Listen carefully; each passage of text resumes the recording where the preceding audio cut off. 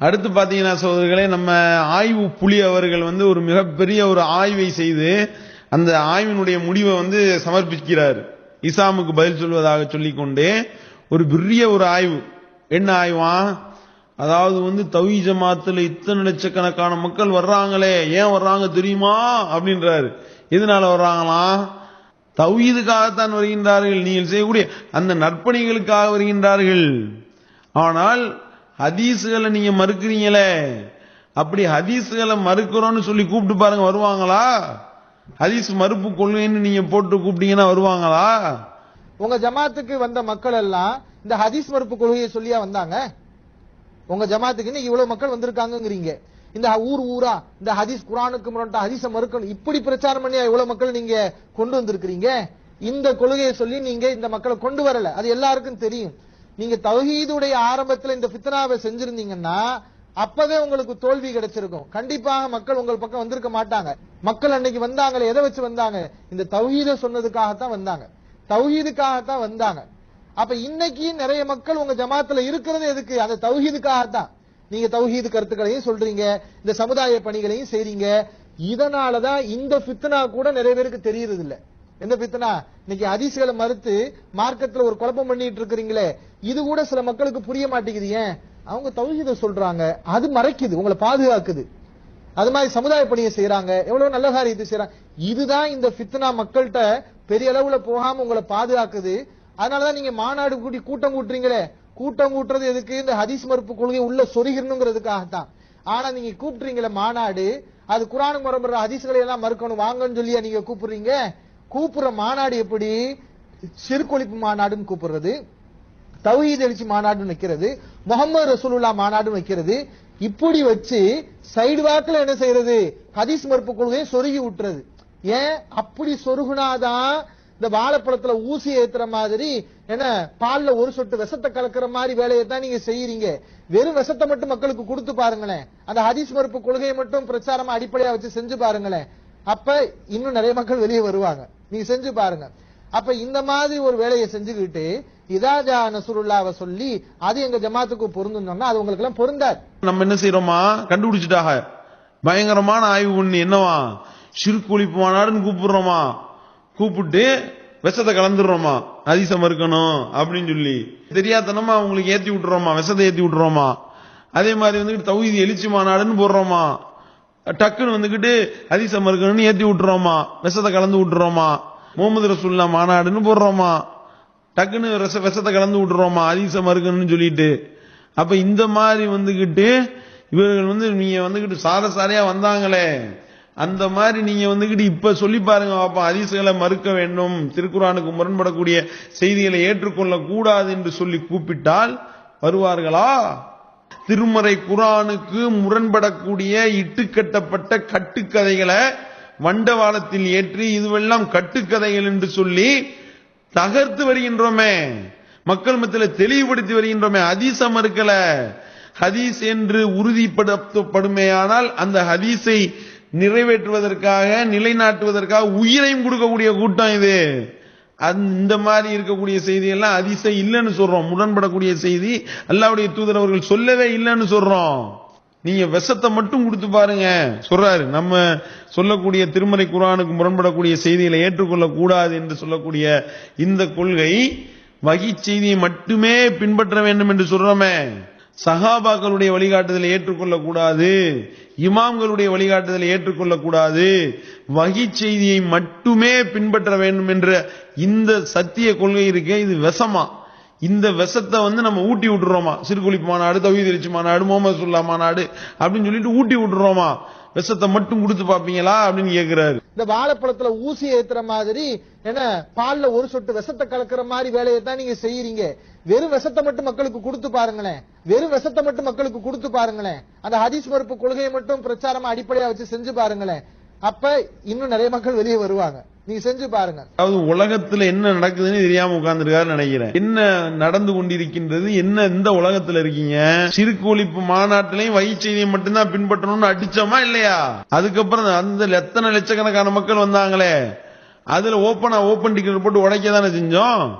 அதுக்கப்புறம் தானே முகமது ரசூலுல்லாஹ் மாநாடு அறிவிச்சோம். அந்த முகமது ரசூலுல்லாஹ் மாநாடு ஒவ்வொரு மாநாட்டிலையும் மக்கள் மத்தியில் தெளிவுபடுத்தி வருகின்றோமே. ஹதீஸ மறுக்கல. ஹதீஸ் என்று உறுதிப்படுத்தப்படுமேயானால் அந்த ஹதீஸை நிறைவேற்றுவதற்காக நிலைநாட்டுவதற்காக உயிரையும் கொடுக்கக்கூடிய கூட்டம் இது. இந்த மாதிரி இருக்கக்கூடிய செய்தி எல்லாம் ஹதீஸை இல்லைன்னு சொல்றோம். முரண்படக்கூடிய செய்தி அல்லாஹ்வுடைய தூதர் அவர்கள் சொல்லவே இல்லைன்னு சொல்றோம்.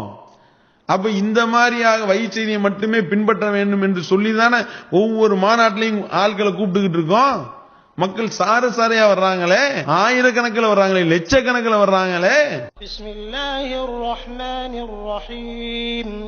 இதா ஜாஅ நஸ்ருல்லாஹி வல் ஃபத்ஹ் ورأيت الناس يدخلون في دين الله أفواجا فسبح بحمد ربك واستغفره إنه كان توابا قل هو الله أحد الله الصمد لم يلد ولم يولد ولم يكن له كفوا أحد.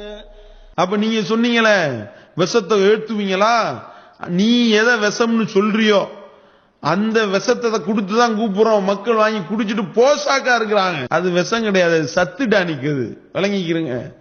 இந்த சத்து டானிக்ன்றதுனாலதான் மக்கள் இன்னும் கூட வந்துகிட்டு இருக்கிறாங்க. ஒரு ஊர்ல நாங்க தௌஹீது வாங்க அப்படின்னு சொல்லிட்டு நான் இந்த மாதிரி திருமறை குர்ஆனுக்கு முன்படக்கூடிய செய்திகள்லாம் ஏற்றுக்கொள்ளக்கூடாது அப்படின்னு சொல்லிட்டு நம்ம சொன்னோம். விஷத்தை கொடுத்துட்டாங்களா, ஓடுங்கடா, எல்லாரும் எந்திரிச்சு ஓடிட்டாங்களா, அனைவரும் ஓடி விட்டார்களா, அல்லது அதை பார்த்து விட்டு அதை எல்லாத்தையும் டிவியில ஒளிபரப்புறோம், லைவ்ல ஓடுறோம், பேஸ்புக்ல போடுறோம், வாட்ஸ்அப்ல கிளிப்பிங் அனுப்புறோம்.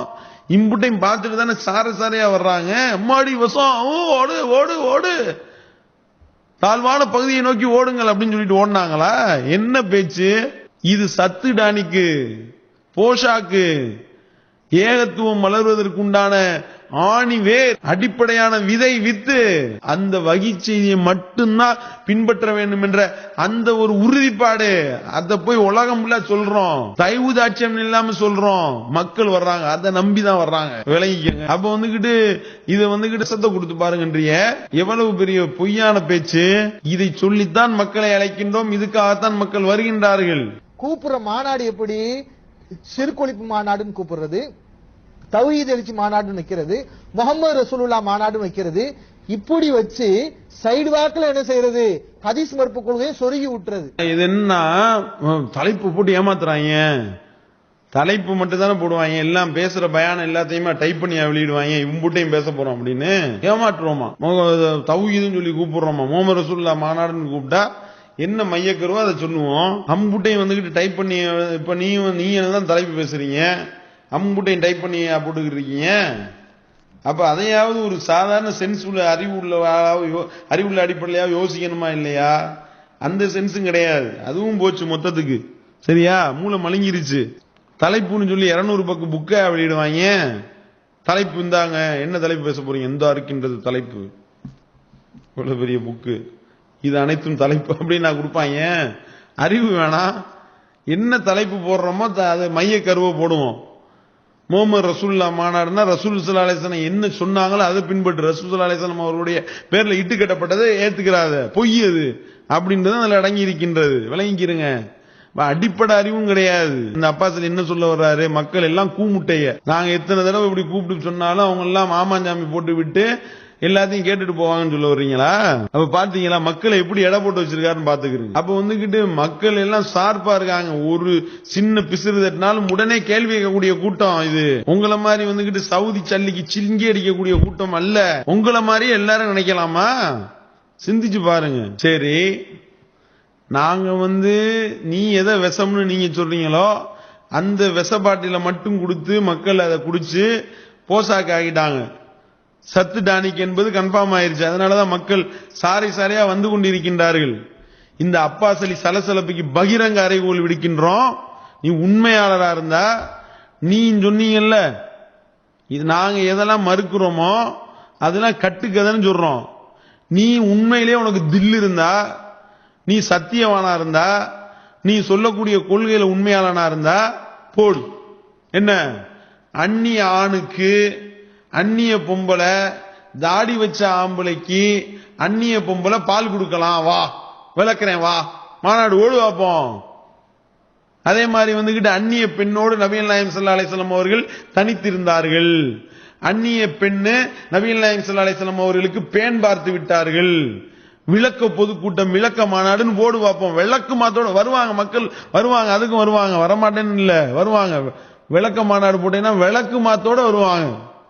விளக்கு மாத்தடி வாங்கிட்டு தான் ஓடுவேன் நீனு, என்ன பேச்சு? அதே மாதிரி ரசூல் ஸல்லல்லாஹு அலைஹி வஸல்லம் அவர்களுடைய மனைவி ஆயிஷா ரலியல்லாஹு அன்ஹா அவர்கள் எந்த அந்நிய ஆம்பளைட்ட பேசுறதா இருந்தாலும் அவங்களெல்லாம் வந்துகிட்டு பால் குடிக்க அனுப்பிவிட்டு, சகோதரிகளுடைய பிள்ளையிடத்துல பால் குடிக்க அனுப்பிவிட்டு ஆயிஷா ரலியல்லாஹு அன்ஹா அவர்கள் தனித்து பேசுவார்கள் என்பதை விளக்கி மாநாடு ஓடுவாப்பா. அதை மட்டும் சொல்லி கூப்பிடு. நாங்க எங்கள்கிட்ட கேட்டையில பால்ல ஒரு சொட்டு விஷத்தை கலக்கிற மாதிரி வேலையை தான் நீங்க செய்யறீங்க. வெறும் விஷத்தை மட்டும் மக்களுக்கு கொடுத்து பாருங்களேன். இந்த மாதிரி வந்துகிட்டு விஷத்தை மட்டும் தனியா நாங்க அதை சொல்றோம், சொல்லி கூப்பிடுகின்றோம். வகி மட்டுமே பின்பற்றுவோம் என்று சொல்லி அழைக்கின்றோம். நீ சொல்லு, நாங்க இதெல்லாம் பாதுகாக்க போறேன், இந்த மாதிரியாக உள்ள செய்திகள்லாம் இவங்க மறுக்கிறாங்க, இதெல்லாம் ஹதீஸ், இந்த கட்டுக்கதையெல்லாம் நான் பாதுகாக்க போறேன், அதனால வா சாலிமுக்கு பால் குடிக்கிறத வச்சு நான் விளக்குறேன்.